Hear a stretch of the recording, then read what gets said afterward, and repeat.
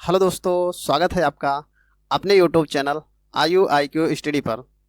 तो आप लोग कैसे हैं? उम्मीद है आप लोग अच्छे होंगे और आप लोग की पढ़ाई लिखाई बेहतर ढंग से चल रही होगी।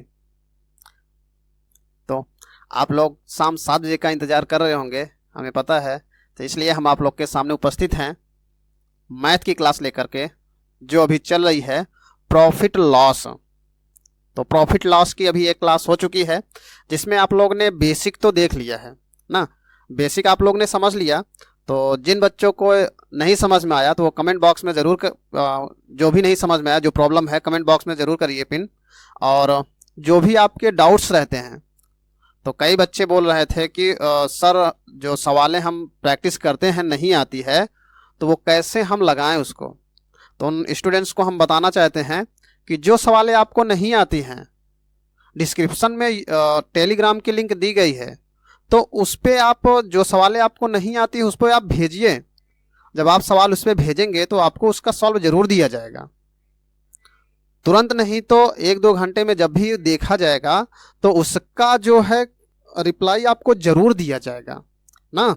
तो सवालें लगाइए, जो सवालें नहीं आती उसकी फ़ोटो खींचिए और उसको टेलीग्राम ग्रुप पर भेजिए। टेलीग्राम ग्रुप की जो लिंक है वो डिस्क्रिप्शन में दी गई है, ठीक है ना। तो उस पर आप भेजिए, सवाल लगाइए। और हमें अच्छा लग रहा है कि आप लोग प्रैक्टिस कर रहे हैं और लगातार आप लोग पढ़ भी रहे हैं। तो ऐसे ही आप लोग पढ़ाई में लगे रहिए। तो चलिए सवाल पे चलते हैं और अपने सवालों को देखते हैं।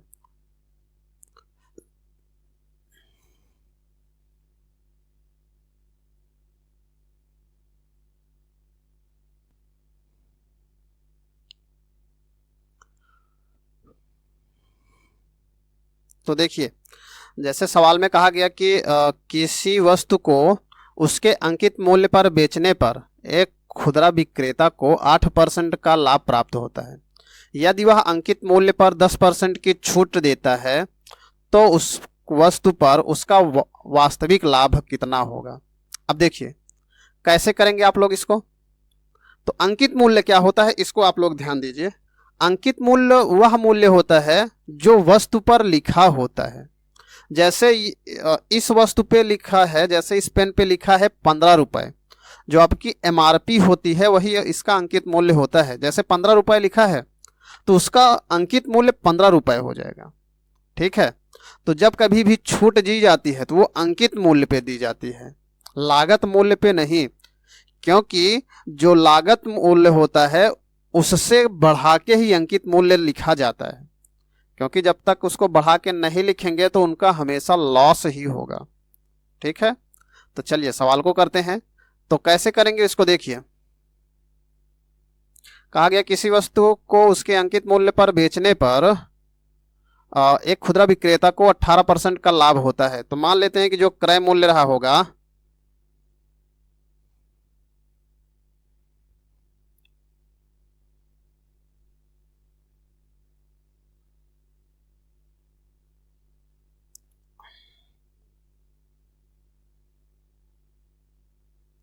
क्रय मूल्य क्रय मूल्य रहा होगा 100%। कहा गया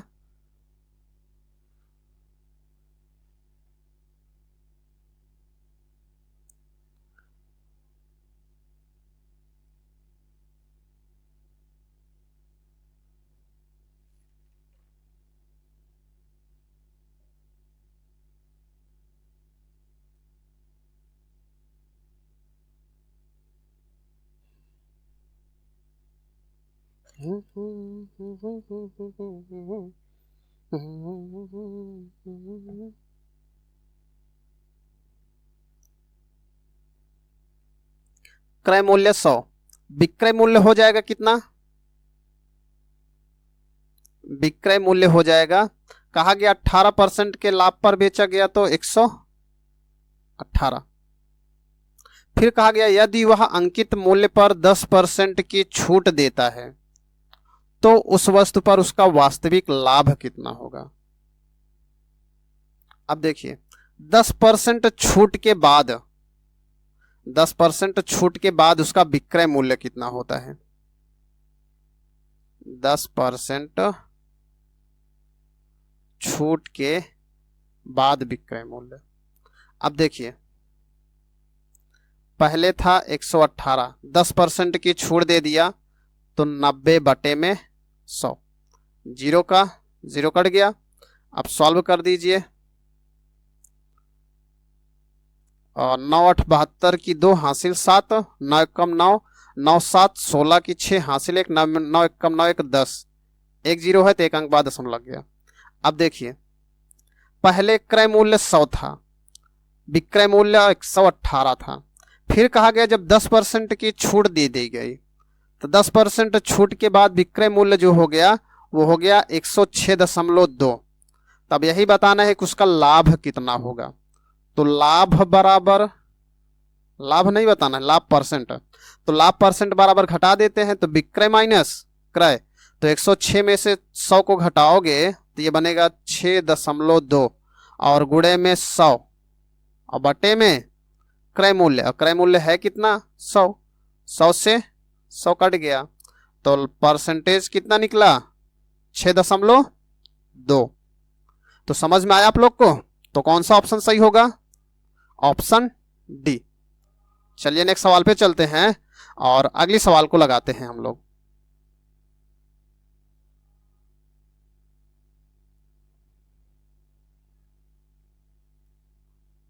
चलिए देखिए कहा गया कि एक व्यक्ति एक सोफे को एक निश्चित मूल्य पर बेचता है।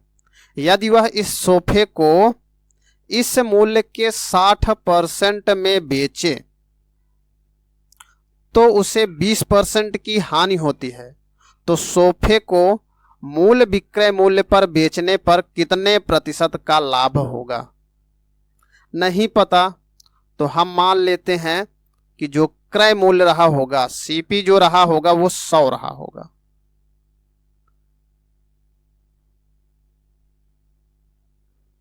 फिर कहा गया कि जो उसका सेलिंग प्राइस है, कहा गया 60% पर बेचा गया तो उसे 20% की हानि होती है।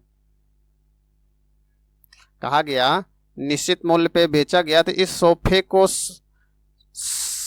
इस मूल्य के 60% पर बेचने से उसे 20% की हानि होती है। कितने की? 60% पे बेच रहा है तो 20% की हानि हो रही है ना। तो ये हो गया 100 बटे में 80, 20% की हानि। सॉल्व कर दीजिए, जीरो से जीरो काट दीजिए, 4 दूनी 8, 25 चौका 100, 2 से काट दीजिए, 2 तिहाई 6, तो ये हो गया 25 तिया 75। ठीक, अब देखिए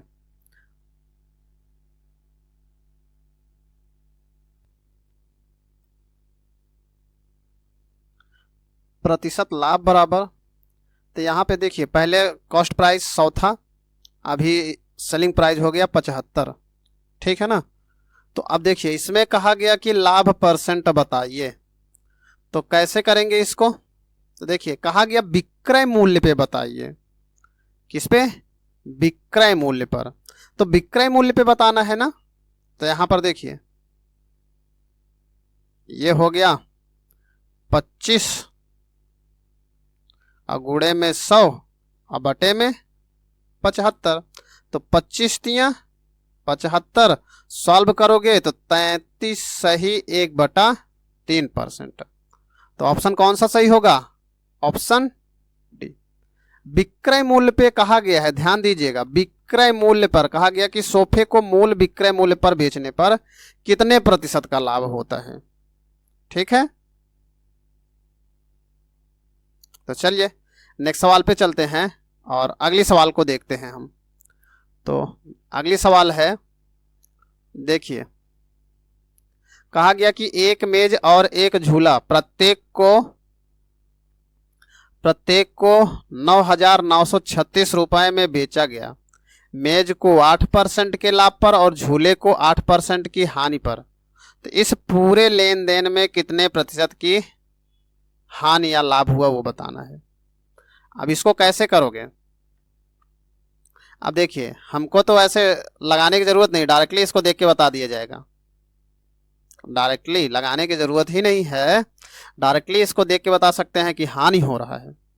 तो देखिए जब कभी भी इस तरह के सवाल आए तो कैसे अब बता दें 0.64 की हानि, आप लोग भी इसको कर सकते हो। कैसे करेंगे तो ध्यान दीजिए, एक तरीका होता है कि जब कभी भी कोई वस्तु सेम दाम पर बेची जाती है और एक पे लाभ एक पे हानि हो जाए तो आपका फिर वही फार्मूला लगा देना है एक्स वाई वाला। ठीक है, कुछ सोचना समझना है ही नहीं, डायरेक्टली लगा दीजिए, आंसर हो गया। या फिर एक फार्मूला होता है कि जब कभी भी लाभ या हानि सेम मिल जाए, एक जैसी हो, तो तब वहाँ पे प्रतिशत लाभ या हानि बताना है, तो उसका फार्मूला होता है R/100, R²/100। ये फार्मूला आपका बनता कैसे है, तो यही बनता है +-x +-y और प्लस माइनस में एक्स वाई बटे में 100। ये हो गया है, इसी को ही अब कैसे ये बनता है वही ध्यान दीजिए। जैसे इसमें कहा गया 8% का लाभ हुआ तो प्लस में 8% की हानि हुई तो माइनस में 8 और प्लस माइनस माइनस 8 गुणे में 8 बटे में 100। देखिए प्लस माइनस है तो ये कट गया, 8 सेम बना कि नहीं बना, तो वही है। ठीक, तो याद रखिए जब कभी भी इस तरह के क्वेश्चन आए तो हमेशा ऐसे ही लगा देना है। तो डायरेक्टली सॉल्व करेंगे तो ये बन जाएगा, माइनस में आ रहा है तो हमेशा कमी बताएगा 0.64 की। तो कौन सा ऑप्शन सही होगा, ऑप्शन ए। ठीक है ना, तो चलिए नेक्स्ट सवाल पे चलते हैं और अगले सवाल को लगाते हैं। देखिए अगले सवाल में कहा गया कि एक डीलर अपने माल को क्रय मूल्य पर बेचने का दावा करता है, लेकिन वह जिस 1 किलो बाट का उपयोग करता है उसका वास्तविक वजन 800 ग्राम है, तो उसको होने वाला प्रतिशत लाभ बताइए। देखिए एक कोई दुकानदार है, वो तो दावा करता है कि मैं जो है क्रय मूल्य पे ही बेचता हूं, लेकिन जो वो बाट यूज करता है वो 1 किलो के जगह पर 800 ग्राम, तो प्रॉफिट कुछ कमा रहा है, तो यही बताना है कि कितना कमा रहा है। तो देखिए बोल कितना रहा है 1 किलोग्राम, तो 1 किलोग्राम में कितना ग्राम कहेंगे आप लोग, 1000 ग्राम। 1000 की जगह पे वो बेच कितना रहा है 800, तो कितने का प्रॉफिट ले रहा है, तो आप लोग कहेंगे 1000 माइनस 800 बराबर 200 का। तो प्रतिशत लाभ बताना है, तो लाभ प्रतिशत बराबर 200 गुणे में 100 बटे में किस पे कमा रहा है 800 पर, 00 से 00 25 अट्ठे 200, कितना परसेंट 25%। समझ में आया, तो कौन सा ऑप्शन, ऑप्शन ए। चलिए नेक्स्ट सवाल पे चलते हैं और अगले सवाल को देखते हैं। देखिए कहा गया कि एक दुकानदार 18 रुपए प्रति किलोग्राम के भाव से सामान खरीदता है, मतलब गेहूं को खरीदता है, और 20 रुपए प्रति किलोग्राम के भाव से बेचता है। ठीक है, कहा गया कि वो 18 रुपए में खरीदता है और 20 रुपए में बेचता है, और वह बेचते समय 1 किलोग्राम की बजाय 900 ग्राम बेचता है, तो दुकानदार का वास्तविक प्रतिशत लाभ बताइए। अब देखिए इसमें कहा गया कि वो जो है 1 किलोग्राम की जगह पर 900 ग्राम का बाट यूज कर रहा है, तब इसको कैसे करेंगे आप लोग, इसको कैसे लगाएंगे, तो देखिए इसको लगाने का तरीका है, आपको हमने बताया था कि हमेशा जो वस्तु है उसको बराबर कर दीजिए, वस्तु को बराबर कर दीजिए, तब आप प्रतिशत लाभ या हानि निकाल सकते हैं। तो सेम वही काम करिए इससे पहले जैसे आपने किया था। यहाँ पे हो गया सीपी, यहाँ पे हो गया एसपी, ये हो गया मूल्य और ये हो गया वस्तु। ठीक है, अब देखिए खरीद कितना रहा है, कह रहे हो कि 18 रुपए में 1000 ग्राम खरीद रहा है। अब बेच कितने में रहा है, बेच कितने में रहा है 20 रुपए में 900 ग्राम बेच रहा है ना। अब इसी वस्तु को आप बराबर कर दीजिए, कैसे, इन दोनों का एलसीएम ले लीजिए, इन दोनों का एलसीएम निकलेगा कितना? इन दोनों का एलसीएम निकलेगा कितना? अब इन दोनों का एलसीएम आप लोग निकाल दीजिए।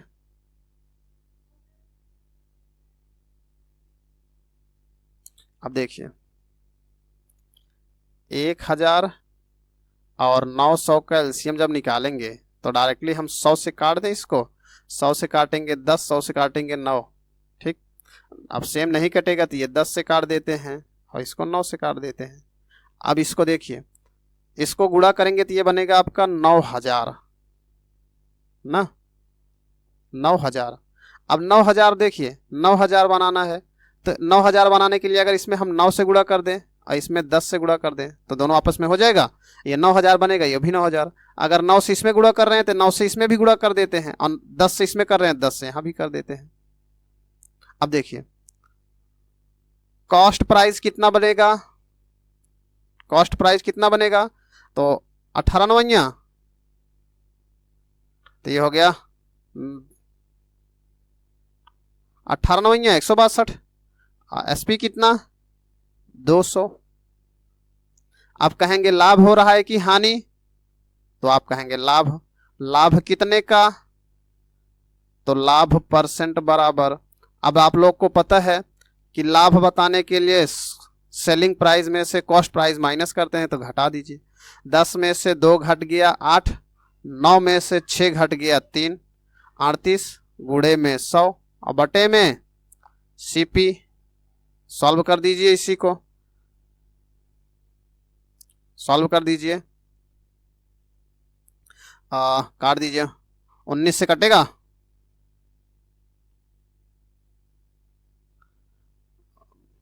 2 से पहले काट देते हैं, 2 से काट दीजिए। 19 दूना 38, 2 से काट दीजिए। 2 2 8 16 और 2 1 कम 2, नहीं कटेगा तो इसको सॉल्व करेंगे तो ये बन गया 1900 और बटे में 81। अब इसी को सॉल्व कर दीजिए, भाग करेंगे आप लोग।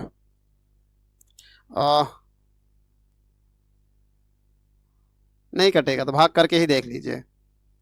81 1900,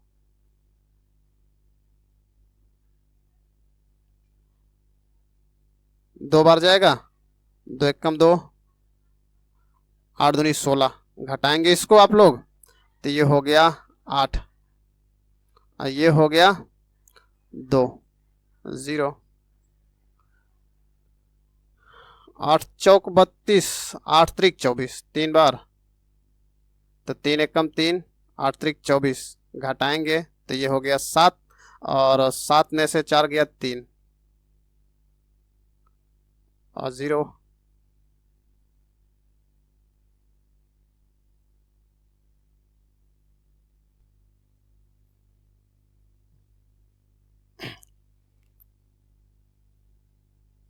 दशमलव कितनी बार जाएगा अब?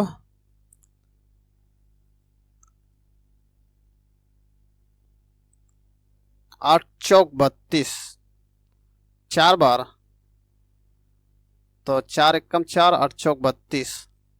तो देख लीजिए लगभग 23 इसी में आ रहा है ना, तो ऑप्शन कौन सा सही होगा? तो ऑप्शन बी। समझ में आया?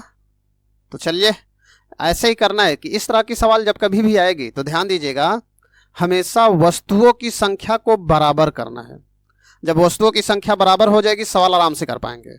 ठीक है, तो चलिए नेक्स्ट सवाल पे चलते हैं और अगला क्वेश्चन लगाते हैं। ठीक, तो चलिए देखिए,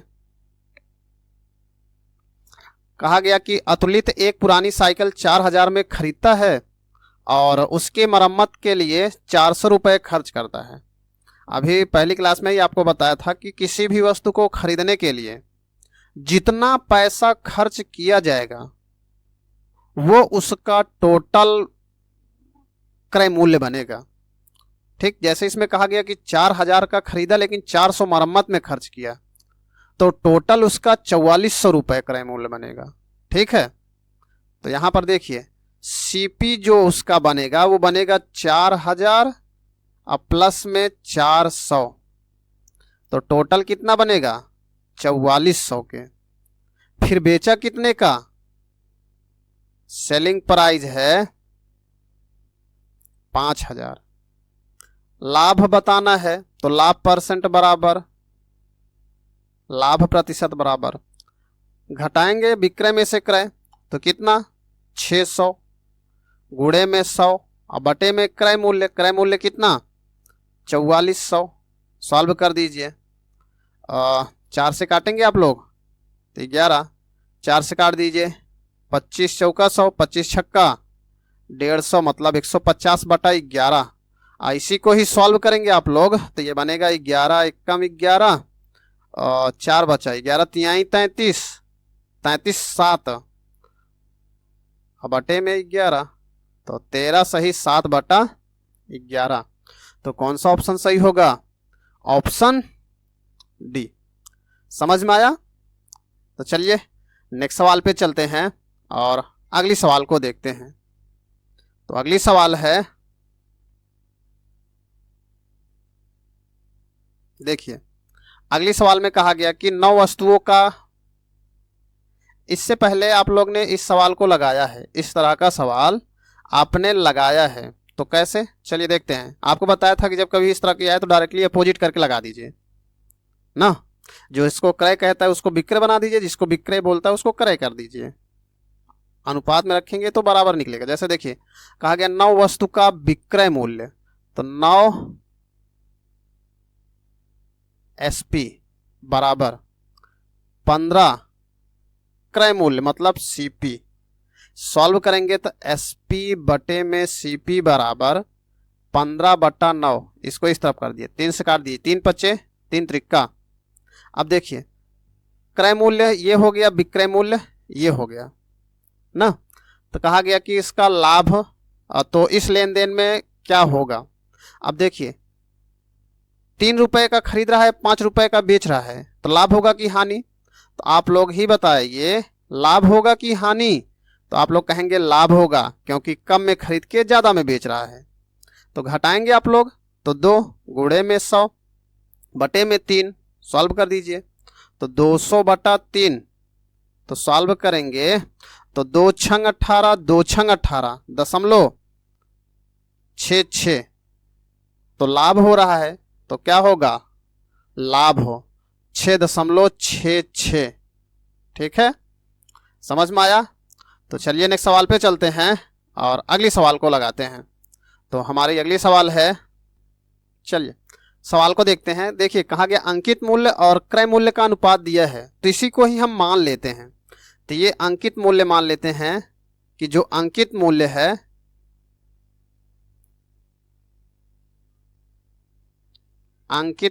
वो 5x और जो क्रय मूल्य है वो है 3x।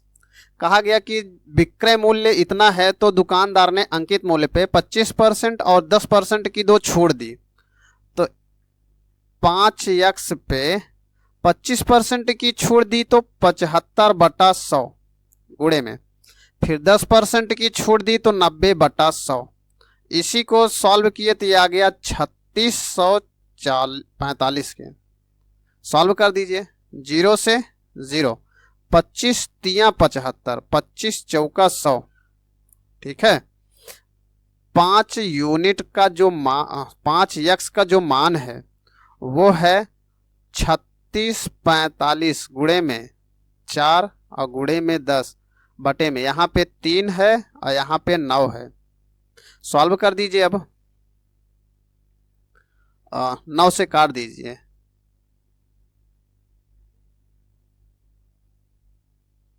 9 क्या 3 से पहले काटी, 3 से काटेंगे तो 3 एकम 3, 3 दूनी 6, 3 एकम 3, 3 पचे 15। 9 से काट दीजिए, यहाँ पे लिख देते हैं 9 एकम 9, 3 बचा इसको दिए, 9 त्रिक 27, 9 पचे 45 गुणे में 4 गुणे में 10। देखिए यहाँ पर 0 5x बराबर 5x क्या, हाँ 5x बराबर 5 से 1 3 5 गुणे में 4 गुणे में 10, 5 से काट दो, 5 दूनी 10, 4 दूनी 8। तो x बराबर 8 पंचे 40 हासिल, 8 पंचे 40 और 8 त्रिक 24 4 28 की 8 हासिल 2, 8 एकम 8 2 10। अब क्रय मूल्य निकाल लेते हैं। क्रय मूल्य है कितना 3x, तो 3x बराबर 3 से गुणा कर दीजिए 0, 8 त्रिक 24 और 3 एकम 3 32 40 के। अब देखिए क्रय मूल्य इतना, अब विक्रय मूल्य इतना, देखिए ना क्रय मूल्य कितना है 32 40, अब विक्रय मूल्य है कितना कहेंगे 36 45। अब लाभ होगा कि हानि, तो लाभ बराबर सॉल्व कर दीजिए, ये हो गया 5 0 और 4, 405 रुपए का लाभ हुआ। लेकिन लाभ नहीं बताना है, क्या बताना है लाभ परसेंट। तो लाभ प्रतिशत बराबर यहां पर लगा देते हैं 405 गुणे में 100 बटे में क्रय मूल्य, क्रय है कितना 32 40 के। इसी को सॉल्व कर दीजिए, 0 से 0 कट गया,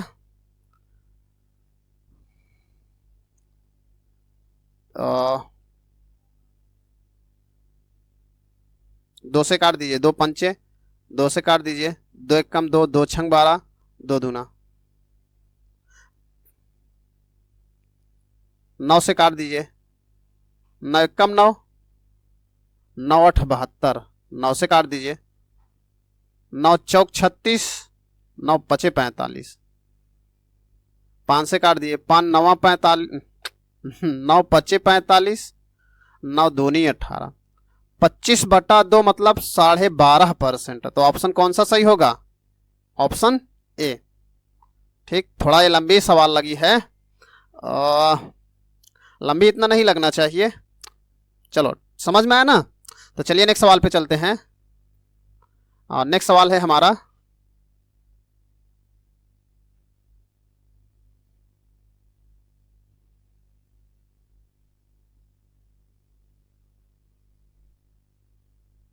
कहा गया कि एक महिला अंकित मूल्य पर 24% की छूट के साथ कार खरीदती है, तो क्रय मूल्य खरीदा, तो क्रय मूल्य कितना, छूट पे खरीद रही है तो अंकित मूल्य 100 रहा होगा, तो उस पर 24% की छूट मिलेगी, तो कितने के कहेंगे आप लोग 76 पे खरीदती है।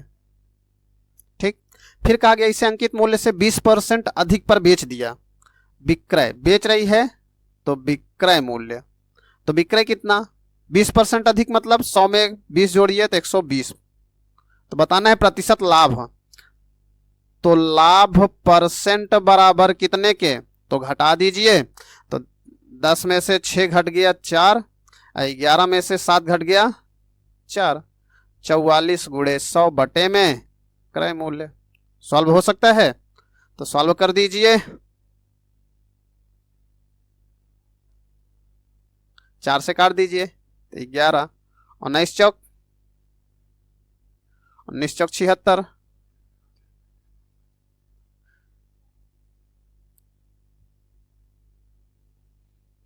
अब देखिए सॉल्व कर दीजिए, ये हो गया 1100 बटे में 19 के। सॉल्व हो सकता है, सॉल्व करिए, ये 19 पचे 95, 19 पचे 95, 15 बचा, 19 सत्ते 14, 14